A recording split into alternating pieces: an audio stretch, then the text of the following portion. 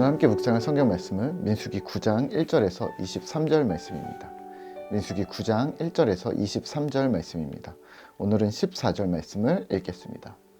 만일 타국인이 너희 중에 거류하여 여호와 앞에 유월절을 지키고자 하면 유월절 율례대로 그 규례를 따라서 행할지니 거류민에게나 본토인에게나 그 율례는 동일할 것이니라. 아멘. 오늘 함께 묵상할 주제는 사전 준비입니다. 본문 민수기 9장을 살펴보기 전에 1장에서 10장까지 이어지는 민수기 전체의 흐름을 놓치지 마셔야 하는데요. 1장부터 우리가 다음에 읽을 10장까지의 이야기는 이스라엘 광야 진군을 위한 사전 준비임을 기억하셔야 합니다. 1장에서의 인구 조사도 그렇고요. 또 성막을 세우고 또 레위인과 또 그들을 정결케 하는 예식을 진행했던 이유가 있습니다. 바로 하나님 백성의 명확한 인침이 필요했던 것이죠. 앞으로 이들 앞에 펼쳐진 광야 행군이라는 큰 과제 앞에서 하나님께서는 이들에게 명확한 정체성을 요구하신 것이죠. 보세요. 광야 행군을 하나님께서 이스라엘에게 억지로 시키신 걸까요? 자격도 안 되는 인간들을 막무가내로 하나님께서 붙잡아서 광야로 내던지시고 그러다가 그들이 은혜를 받았다라고 생각하고 있는 건가요?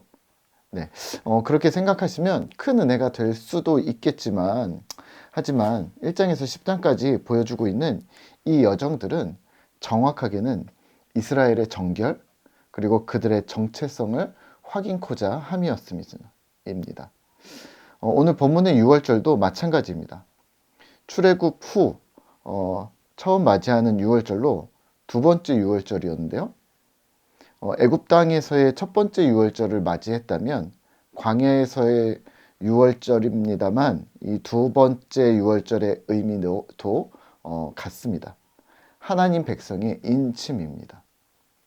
출애굽에서 유월절을 지킨 자들은 장자의 죽음을 피했다. 또 재앙을 피했다라는 그 정도의 메시지로 끝나서는 안 됩니다. 유월절을 지킨 자들은 모세를 따라 애굽을 탈출했습니다. 유월절을 지킴은 자신이 하나님의 백성이라는 표식이었던 겁니다. 이 유월절은 유대인이든 또 이방인이든 누구나 하나님께 나아갈 수 있었습니다. 그리고 여기 유월절에 들어와 있는 이 절기를 지킨다는 것은 스스로 하나님 백성이 되겠다는 본인의 결단과 선언이었던 거죠. 오늘 광야에서의 유월절도 마찬가지입니다. 14절입니다. 만일 타국인이 너희 중에 거류하여 여호와 앞에 유월절을 지키고자 하면 유월절 율례대로 그 규례를 따라서 행할지니 거류민에게나 본토인에게나 그 율례는 동일할 것이니라. 아멘. 타국인이든 거류민이든 유대인이든 이방인이든 누구든지 하나님의 백성으로 들어오고자 한다면 그래서 유월절을 지키고자 한다면 그 율례는 동일하게 적용될 것이라고 합니다. 하나님의 백성이 된 이후는 그러면 무엇을 하게 되었을까요? 네, 맞습니다. 광야 행진이 시작됩니다. 아니, 정확하게는 하나님의 인도를 받는 삶을 시작하게 된 것입니다. 오늘 말씀을 묵상하며 우리는 무엇을 기억해야 할까요? 하나님의 인도를 받는 삶에는 사전 준비가 필요하다라고 기억하시면 어떨까요? 거꾸로 이렇게 질문을 드려봅니다. 나는 하나님의 인도를 받고 있는가? 많은 신자들이 왜 하나님의 인도를 받고 있지 못하는가?